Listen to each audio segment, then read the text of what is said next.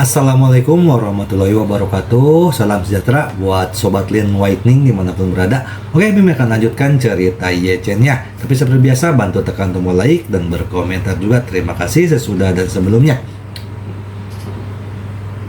Terima kasih yang sudah tekan tombol like. Dan pada Tuan dan Nona yang belum tekan tombol like, bantu Mimin terlebih dahulu tekan tombol like. Terima kasih sesudah dan sebelumnya.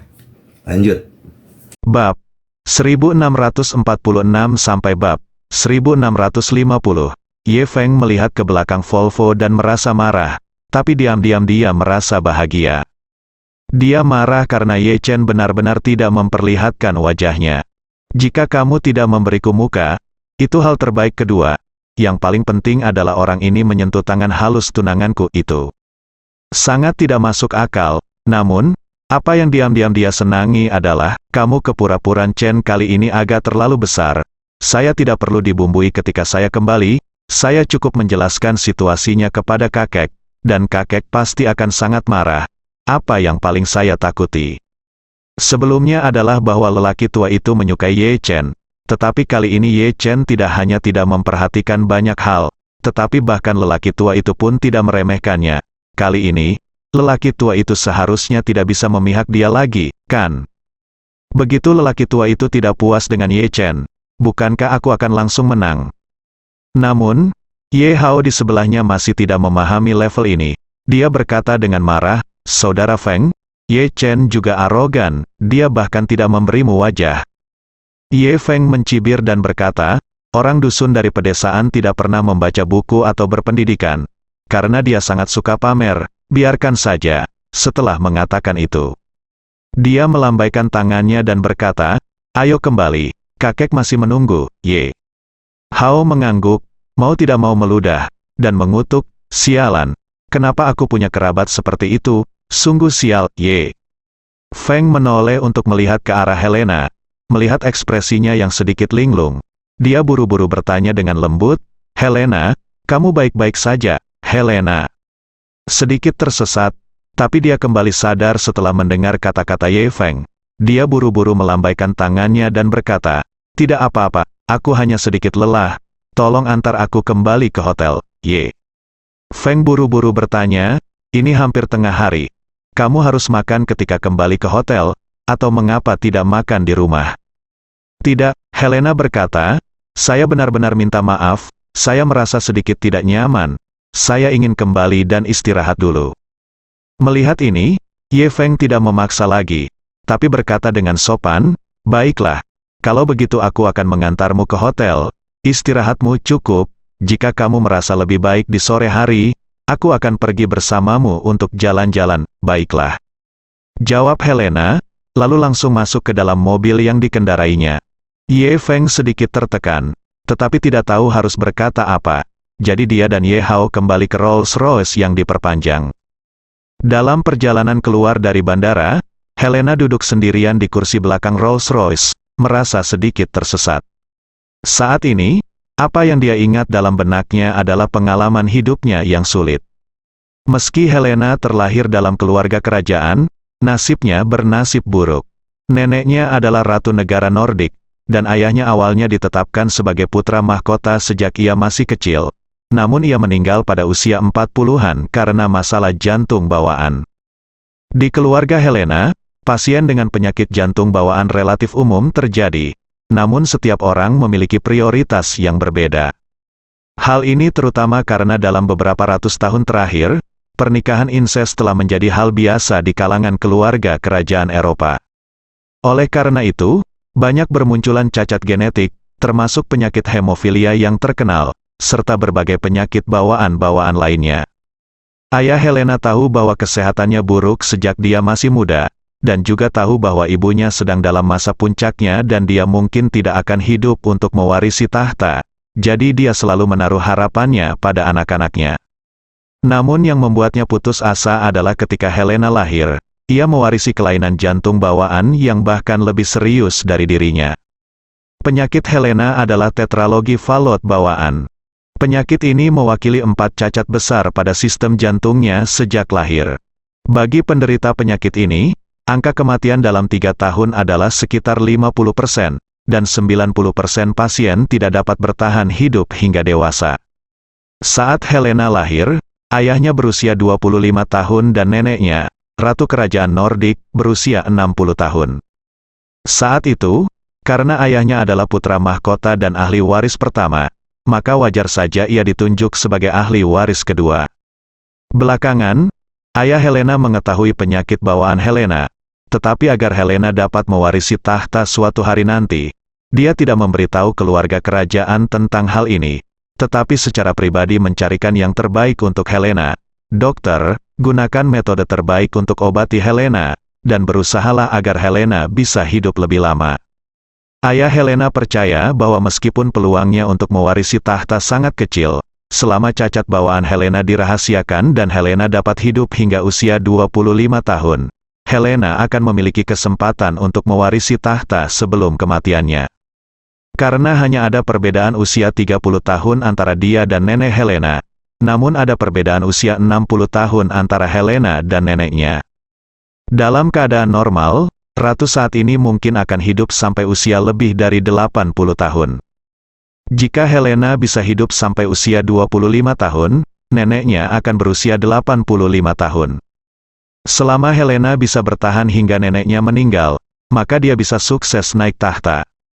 Sebagai anggota keluarga kerajaan, satu-satunya puncak kehidupan adalah mewarisi tahta. Oleh karena itu, dalam pandangan ayahnya, selama Helena berhasil naik tahta, meski ia hanya menjadi ratu selama 1 tahun atau bahkan sebulan, hidupnya akan dianggap lengkap. Dalam 10 tahun terakhir, kondisi fisik Helena sangat tersembunyi. Namun ketika ayah Helena meninggal dunia, Helena begitu sedih hingga tiba-tiba dia mengalami serangan jantung di pemakaman dan dikirim ke rumah sakit untuk perawatan darurat. Nenek Helena, yang juga merupakan ratu kerajaan Nordik saat ini, menyadari bahwa dia telah ditipu. Jadi dia dengan tegas mencabut hak waris Helena dan malah menjadikan putri paman Helena, sepupu Helena, sebagai penerus pertama. Helena, yang kehilangan perlindungan ayahnya dan hak warisnya, langsung terpinggirkan dalam keluarga kerajaan. Meski sakit parah, Helena tetap tak bisa lepas dari nasib menukarkan tunjangan untuk keluarga kerajaan dan terpaksa menikah dengan keluarga Ye. Meskipun dokter keluarga kerajaan menyimpulkan bahwa umurnya paling lama 3-5 tahun, keluarga kerajaan tetap tidak mau memberikan kebebasannya. Di mata keluarga kerajaan, 3-5 tahun sudah cukup. Mereka berencana memanfaatkan 3-5 tahun itu dengan baik dan mencoba mendapatkan sumber daya dan dukungan finansial dari keluarga Ye. Mereka pasti akan mendapat banyak manfaat. Alasan Helena menyetujui semua ini adalah karena keluarga kerajaan mengancam tahun-tahun terakhir ibunya. Jika dia tidak setuju, setelah kematiannya, ibunya akan dikeluarkan dari keluarga kerajaan dan kehilangan semua perlakuan kerajaan, yang berarti ibunya bahkan tidak akan mendapat pensiun di masa depan. Helena enggan meninggalkan ibunya sendirian setelah kematiannya, jadi dia terpaksa menyetujuinya. Dia telah berjalan di atas kulit telur akhir-akhir ini. Meskipun dia khawatir keluarga Ye akan mengetahui kondisi fisiknya, dia juga khawatir jika menikahi Ye Feng, seseorang yang tidak memiliki dasar emosional, hanya akan mempercepat kematiannya sendiri. Kalau begitu, dia bahkan tidak punya kesempatan untuk menghabiskan waktu bersama ibunya sebelum dia meninggal. Memikirkan hal ini, Helena tidak bisa menahan tangisnya. Sendirian di luar negeri, perasaan dikendalikan oleh takdir, tidak mampu melawan, dan tidak mampu mengendalikan diri sungguh menyakitkan. Pada saat yang sama, dia tidak bisa tidak memikirkan Ye Chen. Jadi, dia tidak bisa menahan diri untuk tidak mengutuk dalam hatinya. Apakah Ye Chen benar-benar melihat penyakitku?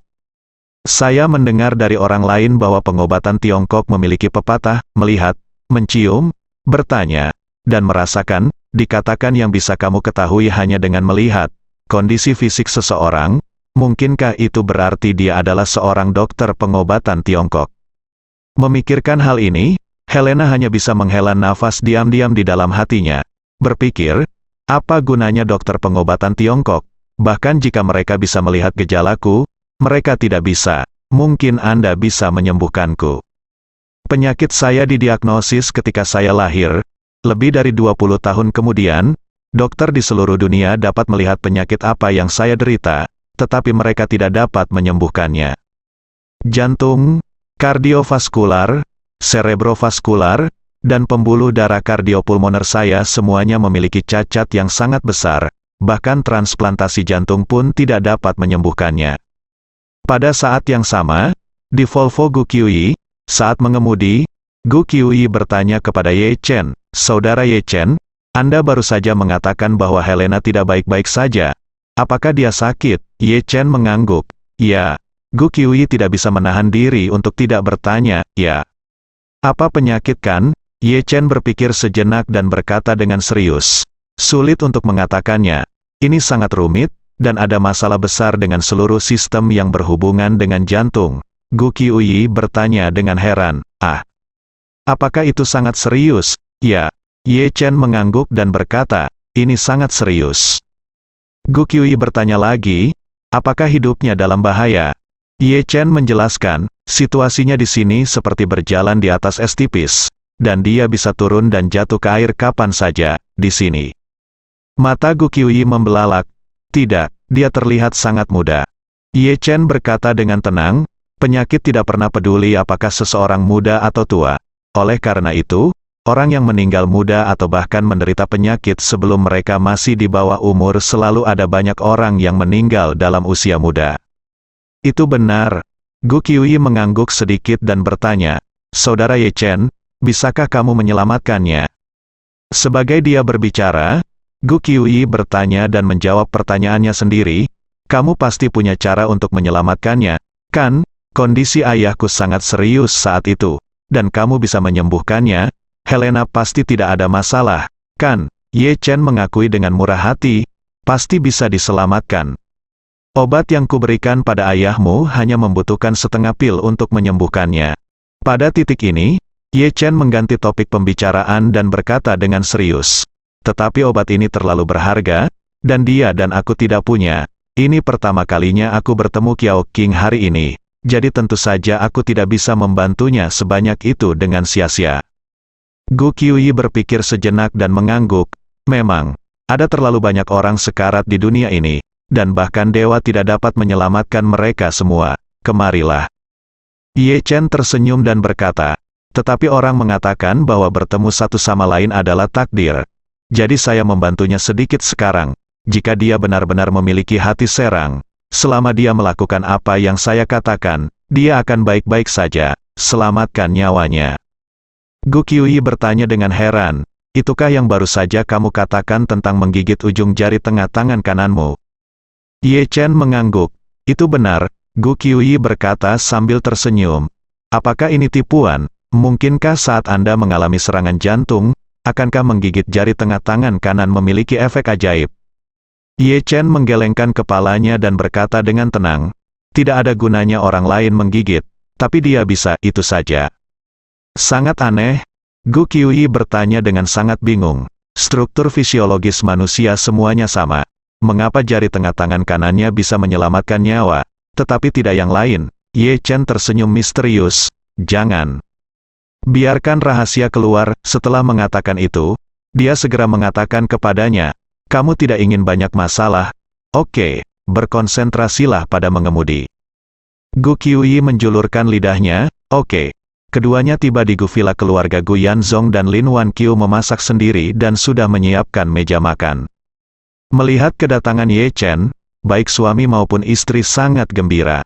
Gu Yanzong langsung menariknya untuk duduk di meja makan, mengeluarkan anggur berkualitas dari koleksinya, dan bersiap untuk mabuk bersamanya sebelum beristirahat.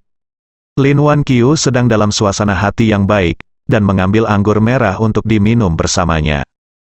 Lin Wanqiu sangat menyukai Ye Chen 10.000 kali dan merasa puas dengannya 100.000 kali. Jadi ketika dia melihat Ye Chen, dia tidak lagi menganggap Ye Chen sebagai calon menantunya, tetapi sebagai putranya sendiri. Ye Chen juga menyukai perasaan berada di keluarga Gu. Ketiga anggota keluarga Gu memperlakukannya dengan sangat tulus. Ditambah dengan persahabatan dua keluarga yang sudah seperti keluarga selama bertahun-tahun, Ye Chen benar-benar serasa di rumah sendiri. Saat keluarga Ye Chen dan Gu Yanzong sedang mengganti kacamata, Ye Feng mengirim Helena kembali ke hotel dan kembali ke rumah Ye untuk memulihkan diri. Ketika Ye Zongquan melihat Ye Chen tidak kembali bersamanya, dia langsung bertanya, "Apa yang terjadi? Di mana Chener? Bukankah dia kembali bersamamu?" Ye Feng sedang menunggu untuk kembali untuk mengeluh. Ketika Ye Zongquan bertanya tentang hal itu, dia langsung mengeluh dengan marah. "Kakek, Ye Chen keterlaluan, begitu banyak dari kita yang pergi menjemputnya dengan seluruh kekuatan kita. Jika dia tidak melakukannya, ayo. Tidak apa-apa, aku kasar padamu, aku berulang kali memberitahunya bahwa kamu sedang menunggunya kembali ke rumah. Tetapi dia sebenarnya mengatakan kepadaku bahwa dia mencintai seseorang. Itu sangat sombong." Ye Zongquan sedikit mengernyit dan bertanya kepadanya, "Lalu kemana Chener pergi?" "Pergi ke keluarga Gu?" Ye Feng berkata dengan marah. Gu Qiuyi dari keluarga Gu menyetir untuk menjemputnya, dan mereka berdua pergi bersama. Ye Zongquan mengangguk ringan dan berkata dengan tenang, "Pergi saja. Kita akan lebih dekat dengan keluarga Gu, itu juga hal yang baik." Setelah mengatakan itu, dia melihat ke arah Tang Sihai dan bertanya, "Sihai, sudahkah kamu memberitahu Chener bahwa dia haruskah datang ke rumahmu besok, apapun yang terjadi?" Tang Sihai segera mengambil langkah maju. Dia berkata dengan hormat, "Guru, saya sudah memberitahu Guru Chen, dia berkata dia akan pulang tepat waktu besok pagi." "Itu bagus." Sebuah batu jatuh di hati Ye Zongquan dan dia berkata, "Karena dia ingin datang besok, kalau begitu tunggu saja dia." Ye Feng tidak menyangka bahwa dia baru saja mengeluh kepada lelaki tua itu, mengatakan bahwa Ye Chen tidak patuh padanya, tetapi lelaki tua itu tidak marah sama sekali. Dia tidak bisa menahan diri untuk tidak mengutuk dalam hatinya. Orang tua itu biasanya sangat memperhatikan aturan keluarga, tetapi ketika dia datang ke Ye Chen, mengapa dia memiliki sistem 2 jalur?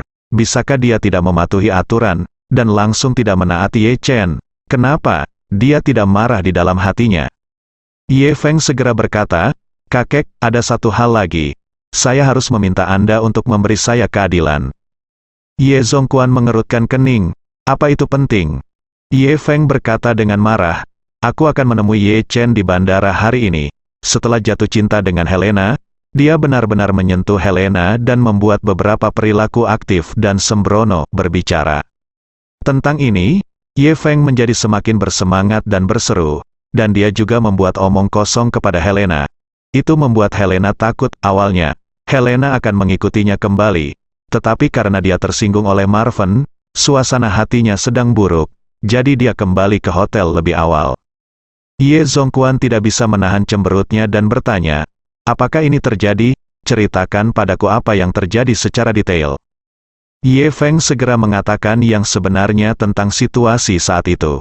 Karena Tang Sihai ada di sini, dia tidak berani berlebihan.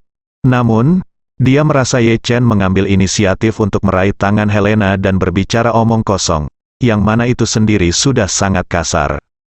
Setelah mendengar ini, Ye Zongquan merasa sedikit tidak nyaman. Helena adalah calon adik ipar Ye Chen.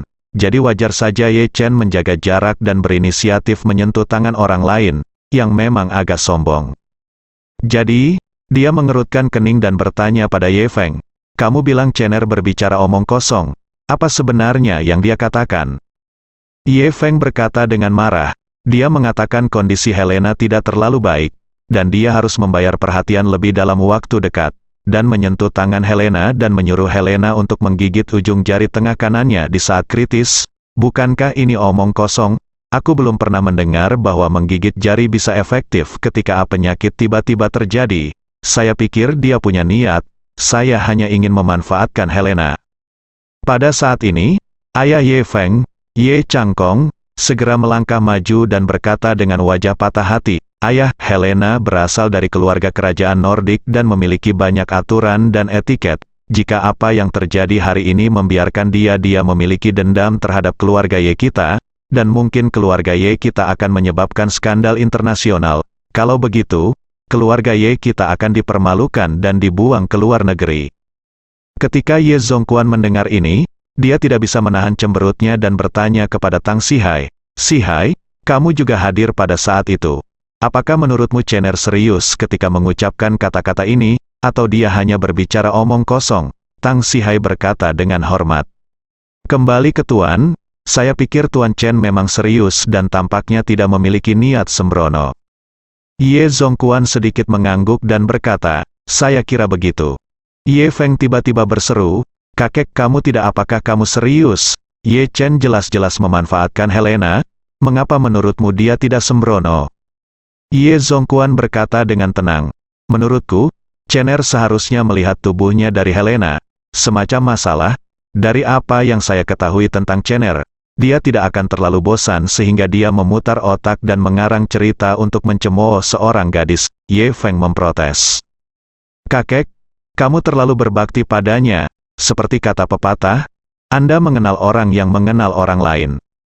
Anda tidak tahu apa yang dia ketahui, dan selain itu, dia telah jauh dari rumah selama bertahun-tahun, dan Anda tidak tahu seperti apa karakternya dalam dirinya. Selain itu, Helena adalah kecantikan yang menakjubkan di dunia. Wajar jika banyak pria memiliki pikiran yang tidak masuk akal setelah melihatnya. Mengapa Ye Chen tidak bisa mengetahuinya? Ye Zongquan menggelengkan kepalanya sedikit, terkekeh. Dan berkata dengan serius, Fenger, aku sebenarnya tidak tahu banyak tentang Chener, tapi setidaknya aku masih tahu sedikit tentang dia.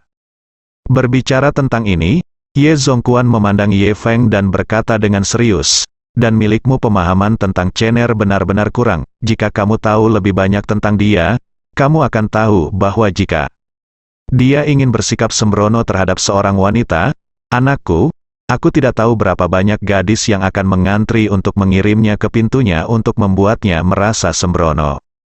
Lagi pula, salah satu dari mereka tidak akan lebih buruk dari Helena. Ye Feng hampir mematahkan dadanya saat mendengar ini. Dia memuntahkan seteguk darah yang telah dia tahan.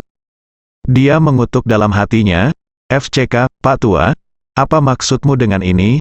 Maksudmu Ye Chen hebat dan ada banyak wanita, bahkan banyak wanita yang lebih kuat dari Helena, yang berinisiatif untuk melemparkan diri ke arahnya. Apakah kamu memelukku? Memikirkan hal ini, dia merasa lebih tertekan. Apa maksudnya ini?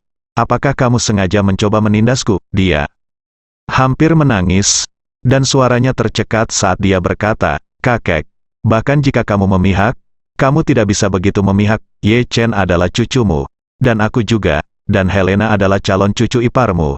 Bahkan jika kamu tidak membuat keputusan bagiku, kamu masih harus membuat keputusan untuk Helena. Kamu tidak bisa membiarkan dia merasa kedinginan bahkan sebelum dia berjalan melewati pintu, kan?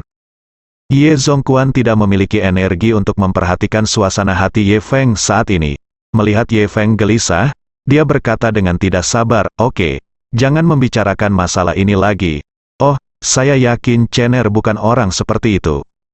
Setelah itu, dia berkata dengan sangat serius, sejak katanya kondisi Helena kurang baik, menurutku yang terbaik adalah mengatur agar dokter melakukan pemeriksaan fisik padanya lusa. Dia akan berpartisipasi dalam upacara pemujaan leluhur kita, dan kemudian dia akan bertunangan denganmu dalam 2 hari. Jika Helena menderita penyakit di wilayah kita saat ini, itu tidak hanya akan mempengaruhi rangkaian ritme kemajuan kita selanjutnya, tetapi juga kita tidak mudah untuk menjelaskannya kepada keluarga kerajaan di negara Nordik. Ye Feng hampir pingsan dan berseru, kakek, jika kamu tidak mencari keadilan untuk Helena dalam masalah ini, bagaimana kamu masih bisa mendengarkan kata-kata Ye Chen? Jika membawa Helena untuk pemeriksaan fisik saat ini, Helena pasti akan berpikir bahwa kita semua gila. Ye Zongquan mengabaikannya, menoleh ke arah Tang Sihai, dan memerintahkan dengan sangat serius. Sihai, kamu bisa datang dari rumah sakit kami sendiri. Atur beberapa ahli untuk datang ke istana Buckingham untuk melakukan pemeriksaan fisik pada Helena untuk menyingkirkan risiko penyakit kardiovaskular dan cerebrovaskular. Selain itu, kami akan mengambil kembali beberapa sampel darah dan melakukan semua tes biokimia pada darah di laboratorium. Tang Sihai segera berkata, baiklah, Tuan, saya akan segera membuat pengaturannya. Ye Feng buru-buru melangkah ke depan dan berkata dengan nada yang sangat tidak puas, kakek, apakah kamu benar-benar akan mengatur agar banyak dokter datang memeriksa tubuh Helena hanya karena perkataan Ye Chen? Pernahkah kamu mempertimbangkan suasana hati Helena? Bagaimana jika dia sangat menjijikkan dengan ini? Bagaimana jika dia memikirkan keluarga kita karena ini? Ye Zongquan melambaikan tangannya, Lebih baik percaya bahwa hal semacam ini ada daripada percaya bahwa hal semacam ini tidak ada. Biarkan si Hai bertanya. Jika Helena sangat menentang, maka kami tidak akan memaksanya. Tetapi jika dia tidak keberatan, lalu kita akan melakukan pemeriksaan fisik. Semua orang senang. Tang Sihai segera mengangguk dan berkata, kalau begitu saya akan membuat persiapan dan mencoba mencari ahli wanita ketika saatnya tiba.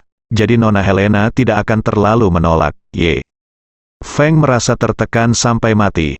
Tetapi saat ini, dia tidak berani mengatakan apa-apa lagi.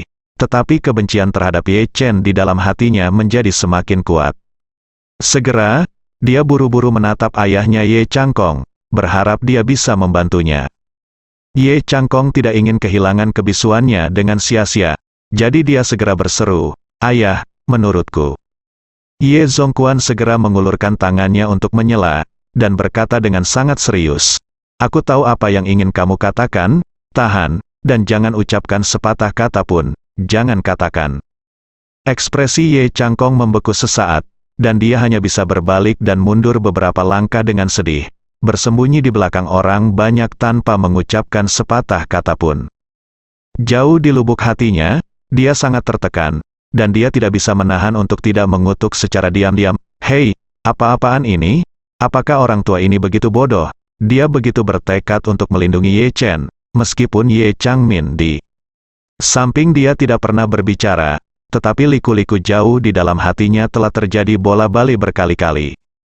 Dia diam-diam berpikir, saya pikir kali ini ketika Ye Chen kembali untuk berpartisipasi dalam upacara pemujaan leluhur, kakak laki-laki tertua dan Ye Feng pasti tidak akan membiarkan dia bersenang-senang, dan pasti akan mencoba segala cara untuk menekannya.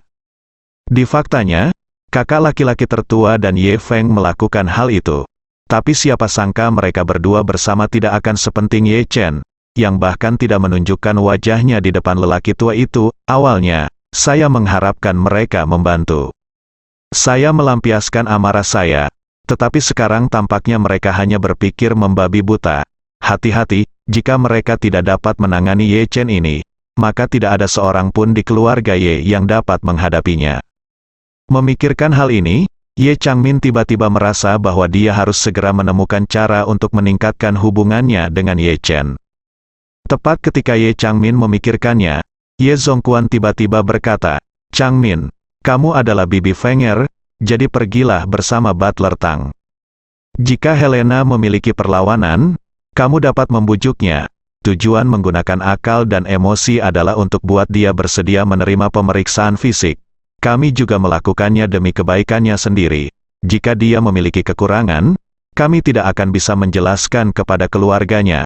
Ye Changmin segera setuju dan mengangguk, berkata, "Baiklah ayah, kalau begitu. Aku akan pergi ke sana bersama Butler Tang." Segera, 8 ahli wanita berangkat dari rumah sakit swasta keluarga Ye dan menuju ke hotel istana Buckingham di Yanjing. Tang Sihai dan Ye Changmin juga bergegas meninggalkan rumah Ye. Saat ini, Helena sedang bersandar di sisi tempat tidur yang empuk, wajahnya penuh kelemahan. Dia ragu-ragu berulang kali dengan ponselnya, dan mengirimkan permintaan panggilan video ke ibunya di Eropa Utara. Ada perbedaan waktu 6 jam antara negara-negara Nordik dan Yanjing. Jam 1 siang waktu Yanjing sama persis dengan jam 7 pagi waktu Nordik. Mengetahui pengetahuan Helena tentang ibunya, dia pasti sudah bangun sekarang. Tak lama kemudian, video tersebut tersambung, dan di sisi lain video tersebut, Ibu Helena sedang duduk di meja makan sambil sarapan sendirian. Dia memandang Helena dan tidak bisa menahan senyum. "Bagaimana perasaanmu di Tiongkok? Apakah ada sesuatu yang membuatmu tidak nyaman?" Helena ingin mengatakan bahwa dia tidak terbiasa dengan segala sesuatu di Tiongkok, tetapi dia takut bahwa ibunya akan khawatir dan tertekan, jadi dia hanya memaksakan senyum dan berkata, "Tidak ada yang tidak nyaman, semuanya baik-baik saja di sini." Setelah mengatakan itu, dia melihat di video bahwa sarapan ibunya hanya segelas susu, beberapa potong roti dan sepotong kecil mentega, dan dia tidak dapat menahan diri untuk berkata dengan sedih, "Bu, mengapa kamu bersembunyi di kamarmu dan makan roti? Mengapa kamu tidak pergi ke restoran untuk makan?" Keluarga kerajaan langsung dari negara Nordik semuanya tinggal di istana. Di sini, Kebanyakan orang tidak memasak tanpa menyalakan api. Keluarga kerajaan memiliki restoran sendiri yang khusus melayani keluarga kerajaan. Ibu Helena tersenyum pahit dan berkata, "Seorang janda yang kehilangan suaminya akan dipandang rendah oleh semua orang di sini. Saya lebih suka tinggal di kamar sendirian dan mencoba untuk tidak berurusan dengan mereka." Saat dia mengatakan ini, dia mau tidak mau bertanya, "Helena, bagaimana perasaan tubuhmu?" Helena ragu-ragu sejenak, tersenyum sedikit, dan berkata, "Aku cukup baik, kamu tidak perlu mengkhawatirkanku." Setelah itu, Helena berjuang sejenak, tapi tetap tidak ada apa-apa. Sambil menahannya, dia berkata, "Ngomong-ngomong, Bu, aku bertemu sepupu Ye Feng hari ini, dan dia sepertinya bisa melihat sekilas bahwa kesehatanku tidak baik." "Benarkah?" Ibu Helena tiba-tiba menjadi gugup dan berkata, "Jika keluarga Ye tahu bahwa kamu sakit parah, mereka pasti akan memutuskan pertunangan, kan?" Saat dia mengatakan itu, matanya menjadi merah dan dia tidak bisa berhenti menangis. Mengalir ke bawah, dia tersedak dan berkata, "Helena, Ibu benar-benar tidak ingin kamu kembali ke tempat ini. Ketika kamu kembali ke sini, mereka hanya akan mencoba segala cara untuk memeras nilai dan hidupmu." Helena buru-buru menghibur. "Bu, jangan terlalu khawatir. Sepupu Ye Feng tidak akur dengan Ye Feng atau bahkan seluruh keluarga Ye. Jadi kurasa dia tidak akan memberitahu orang lain." Ibu Helena menghela nafas lega dan berkata dengan serius, "Kalau begitu, Ibu berharap kamu bisa menjalani kehidupan yang baik di Tiongkok, ribuan kilometer jauhnya dari keluarga kerajaan, dan kamu bisa lepas kendali mereka dan hidup lebih bebas." Helena mau tidak mau tersedak sedikit, dan mengangguk berulang kali, "Bu, jagalah kesehatanmu sendiri dan jangan khawatirkan aku." "Oke." Ibu Helena mengangguk, teringat sesuatu, dan menambahkan, "Ngomong-ngomong, kesehatan nenekmu sedang tidak baik akhir-akhir ini. Jadi pamanmu berkata bahwa jika aku harus menjaga adikmu di setiap langkah, aku tidak akan bisa pergi ke China untuk menghadiri pertunangan. Upacara antara kamu dan Ye Feng. Kepala pelayan nenekmu Wilkin akan dikirim untuk hadir atas nama keluarga kerajaan." Helena tersenyum pahit dan berkata, "Aku baru saja setuju. Mereka menikah dengan keluarga Ye. Dan mereka bahkan tidak repot-repot hadir. Pesta pertunangan ini terlalu sombong." Ibu Helena menggelengkan kepalanya dan berkata, "Itu bukan masalah mereka, tapi kondisi nenekmu yang benar-benar tidak baik. Sekarang dia terbaring di tempat tidur, dan tim medis telah mengubah kamarnya menjadi sebuah unit perawatan intensif, dengan beberapa dokter dan perawat menjaganya setiap hari." Helena buru-buru bertanya, "Apakah ini sangat serius? Apa sebenarnya yang terjadi?" "Ini sangat serius," Ibu Helena berkata. "Situasi spesifiknya sangat rumit. Alasan utamanya adalah dia sudah tua dan banyak organ di tubuhnya berada di ambang kegagalan. Kudengar dia hanya punya waktu paling lama 2 atau 3 bulan lagi. Dalam beberapa hari terakhir, pamanmu diam-diam mempersiapkan adikmu upacara penobatan secara pribadi." Helena mengangguk sedikit dan berkata dengan serius, "Jika Olivia naik tahta, itu akan menjadi hal yang baik bagi kita. Setidaknya dia akan mengingat hubungan persaudaraan antara aku dan dia selama bertahun-tahun dan bersikap baik padamu, Ibu." "Tapi saya harap," Ibu Helena tersenyum pahit dan berkata, "sejak ayahmu meninggal, keluarga kerajaan tidak lagi memperlakukan saya sebagai anggota keluarga kerajaan. Jika Olivia mewarisi tahta, mungkin tidak ada perubahan apapun," kata Helena buru. "Buru, saat Olivia naik tahta, saya akan mencari kesempatan untuk berbicara dengan Olivia. Setidaknya saya akan mengembalikan taraf hidup yang diberikan keluarga kerajaan kepada Anda setiap bulan ketika ayah saya masih hidup. Jika itu tidak berhasil, saya akan melakukannya kamu datang ke Tiongkok." "Lupakan saja," Ibu Helena berkata dengan sangat tertekan. "Kamu belum menikah dengan keluarga Ye. Semuanya masih belum diketahui, jadi aku tidak akan menyusahkanmu." Helena dia menghela nafas dan hendak berbicara ketika bel pintu tiba-tiba berbunyi. Dia berkata kepada ibunya, "Bu, seseorang membunyikan bel pintu, aku akan pergi dan melihatnya." "Pergilah," Ibu Helena memperingatkan, "jangan khawatirkan aku, pastikan untuk memperhatikan kesehatanmu." "Saya mengerti, Bu." Setelah menutup video, Helena datang ke pintu dan melihat melalui lubang intip. Dia menemukan bahwa yang berdiri di luar pintu sebenarnya adalah Bibi Ye Feng, Ye Changmin dan pengurus rumah tangga keluarga Ye, Tang Sihai. Dia buru-buru membuka pintu dan berkata dengan sopan, "Nona Ye, Butler Tang, mengapa kamu ada di sini?" Ye Changmin memandang Helena, melangkah maju, meraih tangan Helena, dan berkata sambil tersenyum, "Oh Helena nak, kakek Xiao Feng mendengarnya bahwa kamu merasa tidak enak badan, jadi dia memintaku untuk datang dan menemuimu secepatnya." Setelah mengatakan itu, Ye Changmin bertanya dengan wajah prihatin, "Helena, bagaimana kabarmu sekarang? Apakah kamu ingin pergi ke rumah sakit? Jika Anda butuh sesuatu, beritahu saja saya dan saya akan mengaturnya." Helena menggelengkan kepalanya dengan tergesa-gesa dan berkata, "Terima kasih Tuan Ye atas kebaikan Anda. Tidak ada yang serius dengan kesehatan saya. Hanya saja saya belum menyesuaikan diri dengan jet lag dalam beberapa hari terakhir. Aku pergi ke sana lagi hari ini. Aku pergi ke bandara. Jadi aku merasa sedikit lelah. Jadi aku akan baik-baik saja setelah istirahat." Ye Changmin mengangguk dan tersenyum. Ya, jet lag memang hal yang paling menyakitkan. Kami juga khawatir tubuhmu pasti akan kewalahan jika tidak cukup istirahat dalam waktu lama. Dan kamu juga tahu, kami akankah upacara pemujaan leluhur akan segera diadakan. Dan upacara pemujaan leluhur keluarga Ye sangat rumit. Tidak berlebihan jika dikatakan bahwa ini akan memakan waktu seharian penuh. Dan Anda pasti akan semakin lelah saat itu. Berbicara tentang ini, Ye Changmin berkata dengan prihatin. Jadi Xiao Feng dan kakeknya meminta saya untuk membawa beberapa ahli medis dari rumah sakit kami sendiri dan meminta mereka melakukan pemeriksaan sistematis dan komprehensif untuk Anda terlebih dahulu. Untuk mencegah Anda terkena penyakit mendadak lainnya, karena kelelahan pada hari upacara pemujaan leluhur. Apa gejalanya? Helena tiba-tiba menjadi gugup ketika mendengar hal itu. Ia sangat menyadari kondisinya dan tidak bisa menyembunyikannya dari dokter profesional. Dokter hanya perlu melakukan pemeriksaan elektrokardiogram pada dirinya, dan ia dapat melihat masalah besar yang tersembunyi di tubuhnya melalui kelainan pada elektrokardiogram tersebut. Keluarga Ye tiba-tiba ingin mengirim seseorang untuk melakukan pemeriksaan fisik pada dirinya sendiri, dan Helena tentu saja tidak berani menyetujuinya. Jadi, dia berkata tanpa berpikir panjang, "Nona Ye, terima kasih dan Tuan Ye atas kebaikan Anda. Tetapi saya sebenarnya tidak memiliki masalah kesehatan yang serius, jadi saya tidak akan mengganggu Anda."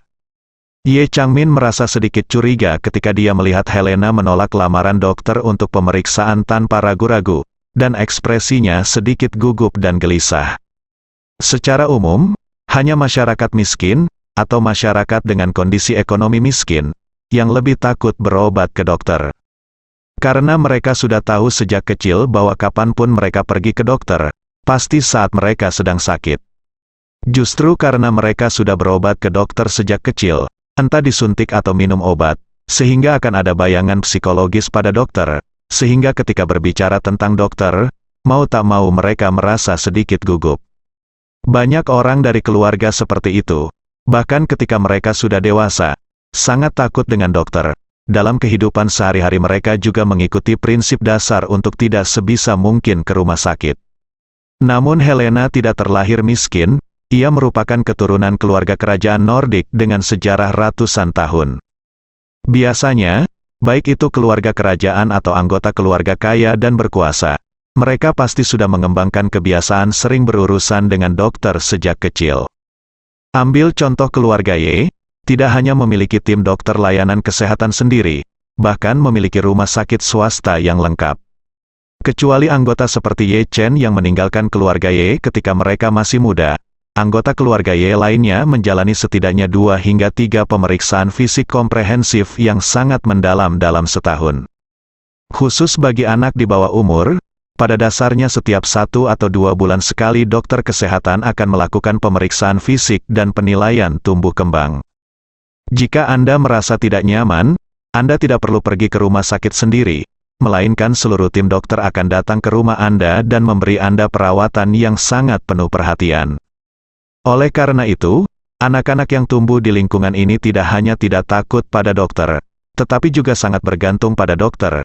Jika sakit kepala atau demam, mereka ingin memanggil dokter swasta untuk merawatnya 24 jam sehari. Karena itu, Ye Changmin sedikit curiga. Dia selalu merasa kalau ketakutan Helena pada dokter pasti mempunyai maksud tersembunyi. Jadi, dia sengaja tersenyum dan berkata, "Helena, kamu tidak perlu terlalu gugup, dokter hanya akan melakukan beberapa pemeriksaan rutin untukmu. Tidak ada suntikan atau obat-obatan, apa yang perlu ditakutkan. Paling-paling dia akan melakukannya, ambil saja beberapa tabung darah dan kirimkan kembali. Mari kita lakukan tes untuk melihat apakah ada kelainan pada indikator biokimia. Tenang saja, itu akan baik-baik saja." Saat dia mengatakan itu, tanpa menunggu Helena mengutarakan pendiriannya, dia segera berbalik dan memerintahkan Tang Sihai di sampingnya, "Pelayan Tang, tolong cepat dan minta dokter untuk datang. Jika kita bergerak lebih cepat, itu tidak akan mempengaruhi istirahat Helena." Tang Sihai berkata tanpa ragu-ragu, "Oke. Nona muda, saya akan mengundang mereka semua untuk datang sekarang." Helena sangat gugup sehingga dia dengan cepat berkata, "Nona Ye, sebenarnya tidak ada yang serius.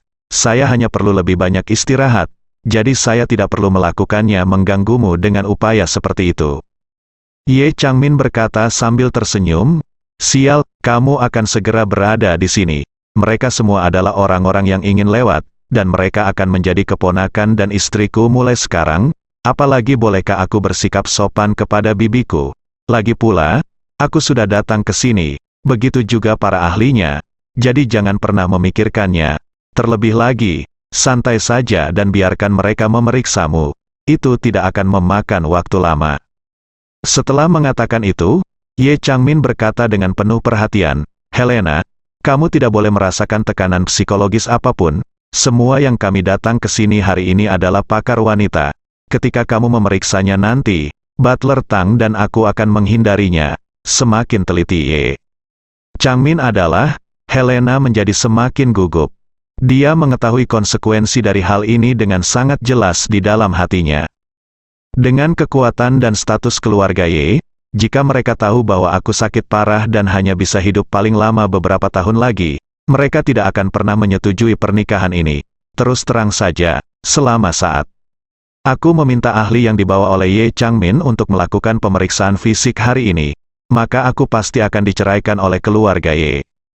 Agar adil, aku tidak punya perasaan terhadap Ye Feng, dan aku tidak mau untuk menikah dengannya atau menjadi istrinya sama sekali. Tapi, sekarang aku tidak punya hak untuk memilih sama sekali. Jika aku tidak menikahi Ye Feng, maka nyawa ibuku di tahun-tahun terakhirnya tidak akan terlindungi sama sekali jalan. Dia telah menikah dengan keluarga kerajaan selama lebih dari 20 tahun. Dia tidak pernah memiliki pekerjaan apapun, tidak memiliki asuransi sosial, asuransi kesehatan, atau bahkan aset apapun atas namanya sendiri. Jika dia tetap tinggal di keluarga kerajaan, dia bisa paling tidak memiliki makanan, pakaian, perumahan dan transportasi yang diatur oleh keluarga kerajaan, dan gratis dari keluarga kerajaan, perawatan kesehatan dan tunjangan hidup. Tetapi jika dia diusir oleh keluarga kerajaan, dia akan kehilangan semua jaminan di kemudian hari, tahun.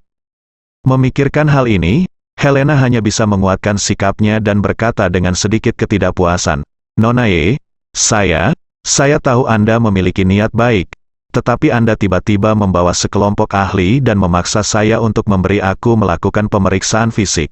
Ini benar-benar tidak masuk akal, bukan? Meskipun aku akan menikahi Ye Feng dan menjadi menantu keluarga Ye, setidaknya aku harus memiliki dasar-dasarnya, hak asasi manusia," kata Ye Changmin.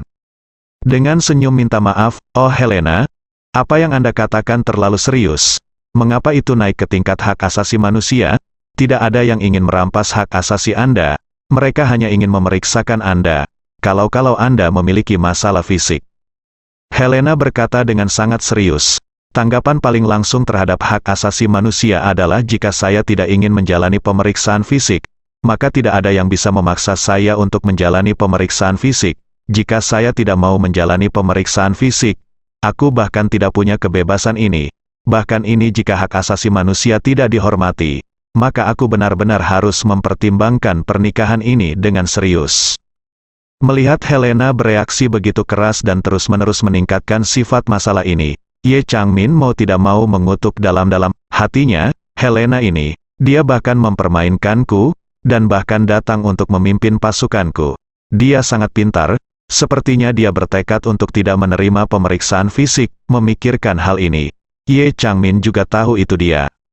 Sekarang, tentu tidak bisa dipaksakan. Jika tidak, putri dari keluarga kerajaan Nordik mungkin akan membuang tangannya dan pulang. Sikap Helena pun membuatnya semakin tegas dalam mengambil keputusan. Sepertinya Helena ini sebenarnya memiliki beberapa rahasia tersembunyi. Memikirkan hal ini, dia tidak berani membuat keputusan sembarangan. Jadi dia hanya bisa meminta maaf kepada Helena. Oh, Helena, sungguh tidak, saya minta maaf karena Anda begitu sensitif tentang masalah ini. Tapi jangan marah. Saya tidak bermaksud memaksa Anda, pemeriksaan fisik untuk kesehatan Anda. Tetapi prasyaratnya adalah menghargai kepribadian Anda. Jika tidak ingin memeriksanya, maka kami tidak akan memeriksanya. Helena akhirnya menghela nafas lega, ekspresinya sedikit melembut, dan dia berkata, "Maaf, Nona Ye, saya tidak marah. Saya hanya merasa bahwa saya harus dihormati dalam masalah ini, dan kata-kata saya adil sekarang agak lancang. Saya harap Anda bisa mengerti." Dimengerti? Mengerti? Ye Changmin mengangguk berulang kali dan tersenyum. Tentu saja saya mengerti maksud Anda. Itu bagus, Helena berkata, MSY, aku sedikit mengantuk. Aku ingin istirahat dan tidur yang nyenyak, jadi jika tidak ada yang lain, aku akan kembali ke kamar tidur, Ye. Changmin tersenyum dan berkata, Oke, kamu kembali istirahat, mandi dan tidur yang nyenyak. Aku akan membiarkan Xiao Feng datang dan menjemputmu untuk makan malam di rumah. Helena tersenyum enggan, kita akan membicarakannya malam ini. Oke, kita akan membicarakannya malam ini. Ye Changmin berkata, kalau begitu, aku tidak akan mengganggumu untuk saat ini, dan kamu bisa beristirahat dengan baik. Oke, Helena berkata, Nona Ye, tolong pelan-pelan, aku tidak akan mengirimmu pergi, Ye. Changmin melambaikan tangannya, tidak perlu mengirimkannya, kamu cepat kembali, aku akan pergi juga.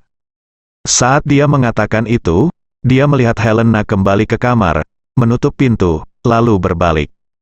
Begitu dia berbalik, senyuman di wajahnya menghilang seketika. Setelah mengambil beberapa langkah, ia kebetulan bertemu dengan Tang Sihai yang datang dari lift bersama 8 ahli. Jadi dia segera berkata kepada Tang Sihai, pelayan Tang, jangan datang ke sini, turun saja dengan lift ini, Tang. Sihai bertanya dengan heran, Nona, ada apa? Apakah Anda tidak akan melakukan pemeriksaan fisik? Ye Changmin baru saja berkata setelah menertawakan Helena untuk waktu yang lama. Dia merasa tertekan dan berkata dengan nada yang buruk, bodoh sekali, Yang Mulia Putri berkata, mari kita hormati hak asasinya.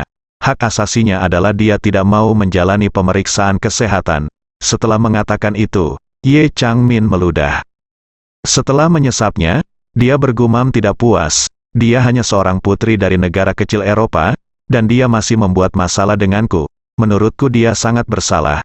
Dia pasti punya rahasia tersembunyi sehingga dia tidak berani memberitahu kita. Tang Sihai mengangguk dan bertanya dengan hormat, Nona, apa yang harus kita lakukan sekarang? Ye Changmin melambaikan tangannya dengan tidak sabar. Apalagi yang harus kita lakukan? Kembali saja, saya pikir pasti ada sesuatu yang menipu tentang putri dari Eropa Utara ini. Kita harus kembali dan menjelaskannya secara langsung kepada lelaki tua itu. Berbicara tentang ini, Ye Changmin melanjutkan dengan ekspresi tidak senang. Pernikahan dengan keluarga kerajaan tentu saja merupakan hal yang baik, tetapi jika mereka memberi kita pria yang sakit, kita tidak bisa menerimanya begitu saja. Jika kita menikah dengan seseorang yang telah menikah selama 3 atau 2 tahun dan meninggal di sini, maka orang Eropa tidak akan bisa memarahi kita sampai ke langit, bukan, bersambung.